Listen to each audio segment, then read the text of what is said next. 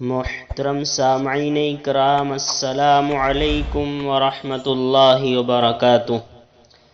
آج کی ویڈیو دو باتوں پر مشتمل ہے، ایک اہم اور ضروری مسئلہ اور ایک اسلامی کیلنڈر۔ مسئلہ یہ ہے، کیا فرماتے ہیں علماء دین و مفتیان شرع متین مسئلہ ذیل کے بارے میں؟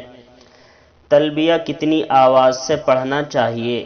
جواب: مردوں کے لیے تلبیہ قدر آواز میں پڑھنا مسنون ہے، مگر اس قدر بلند آواز سے بھی نہ پڑھے کہ تکان ہو جائے، اور عورت بہر صورت تلبیہ آہستہ آواز سے پڑھے گی تاکہ کوئی اجنبی نہ سن سکے۔